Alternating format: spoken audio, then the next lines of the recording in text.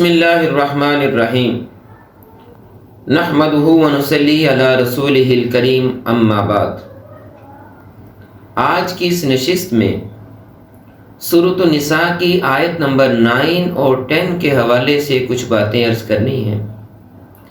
ان دونوں آیات میں بنیادی طور پر اللہ تعالیٰ نے یتیم کے حقوق کو ذکر فرمایا ہے، اور ایک ایسے بلیغ انداز میں اللہ تعالیٰ نے یتیم کے حقوق کی طرف متوجہ کیا ہے کہ اگر انسان اس بات کو اپنے دل و دماغ میں لے آئے تو کبھی بھی وہ یتیم کے مال کو قبضے میں نہیں لے گا، بلکہ یتیم کے لیے اپنے آپ کو سہارا بنائے گا۔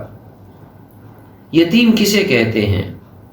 بات پہلے ہو چکی ہے کہ ایسی نابالغ اولاد جس کا باپ دنیا سے رخصت ہو چکا ہو۔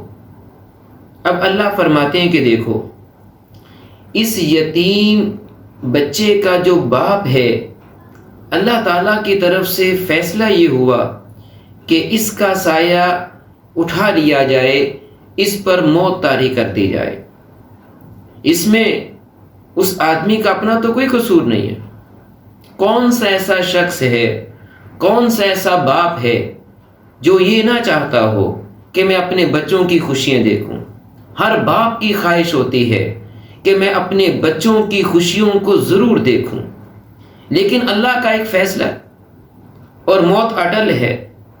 اللہ تعالیٰ نے اس کو اپنے اس بچے کی یہ خوشی نہیں دیکھنا نصیب میں رکھی تھی، اللہ نے اس پر موت طاری کر دی، اور یہ بیچاری اس کی جو اولاد ہے وہ یتیم بن گئی۔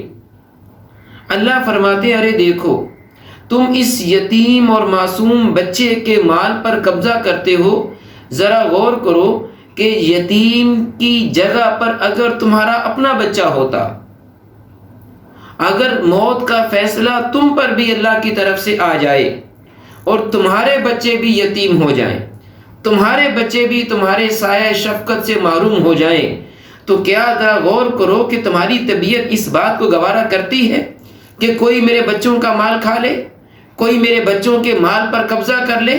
جب تم اس بات کو گوارا نہیں کرتے تو آخر وہ بھی تو کسی کا بچہ ہے، تم کیوں اس یتیم بچے کے مال پر قبضہ کرتے ہو؟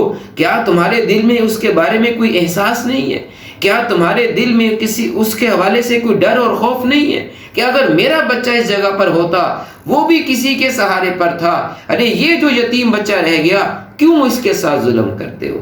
یہ اللہ تعالیٰ نے انداز اختیار کرتے ہوئے انسان کو متوجہ کیا ہے۔ اور اگر ہم اس کی باریکی میں جائیں، اس یتیم کے حقوق کے سلسلے میں ہٹ کے ذرا ہم اپنے ماحول اور معاشرے کی طرف جائیں، ماحول اور معاشرے کے نظام کو ہم تب درست کر سکتے ہیں جب ہم اپنے آپ کو کمزور انسان کی جگہ پر لا کر دیکھیں گے۔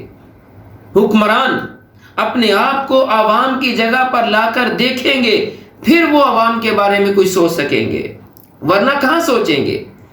استاد اپنے شاگردوں کی جگہ پر اپنے بچوں کو لا کے دیکھے کہ میرے بچے کو کوئی استاد پڑھا رہا ہے، اگر وہ محنت سے نہیں پڑھا رہا، کس قدر استاد کو اس باپ کو رنج اور افسوس ہوگا کہ کوئی میرے بچے کو کیوں صحیح طریقے سے نہیں پڑھا رہا۔ اللہ فرماتے ہیں، اس احساس کو دل میں جگا دو۔ کمزور طبقے کی جگہ پر جب تم اپنے آپ کو لاؤ گے، تب تم کمزور طبقے کے مسائل کو سمجھ سکتے ہو، تب تم کمزور طبقے کے ان مسائل سے آگاہ ہو سکتے ہو۔ تو اللہ تعالیٰ نے اس انداز سے یتیم کے حقوق کی نگہداشت کے لیے متوجہ کیا ہے۔ اور اللہ فرماتے ہیں دوسری آیت میں، آیت نمبر 10 میں اللہ فرماتے ہیں کہ دیکھو، اس بات کو بھی ذہن میں رکھنا، مثال دے کے سمجھا دیا، اور فرمایا اس بات کو بھی ذہن میں رکھنا کہ اگر کوئی یتیم کا مال کھاتا ہے تو وہ دنیا میں اور آخرت میں کبھی اس کو سکون نصیب نہیں ہوگا۔ یہ ہو ہی نہیں سکتا کوئی یتیم کا مال کھائے اور اس کو سکون نصیب ہو جائے، کوئی یتیم کا مال پر قبضہ کرے اور اس کو اطمینان نصیب ہو جائے، یہ نہیں ہو سکتا۔ اللہ نے آیت نمبر 10 میں اس بات کو بڑی وضاحت کے ساتھ بیان کیا ہے۔ اللہ فرماتے ہیں کہ جو یتیم کا مال ناحق کھاتا ہے، حقیقت میں اپنے پیٹ میں وہ آگ بھر رہا ہے۔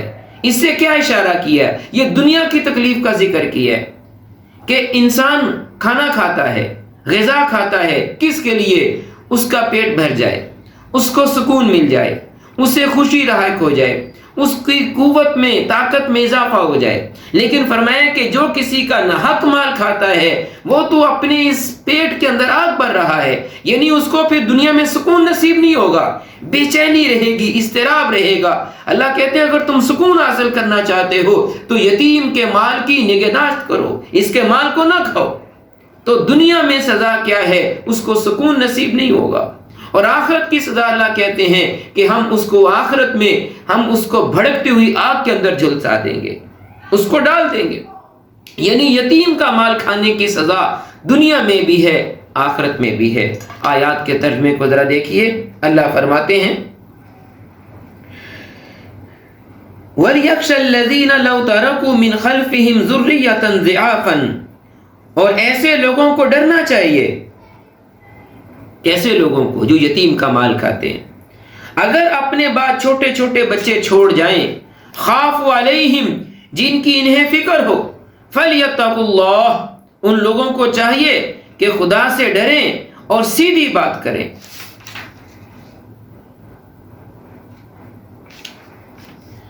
فلیتقوا اللہ، اور ان کو وہ چاہیے کہ خدا سے ڈریں، ولیقولوا قولا سدیدا، اور سیدھی بات کہیں۔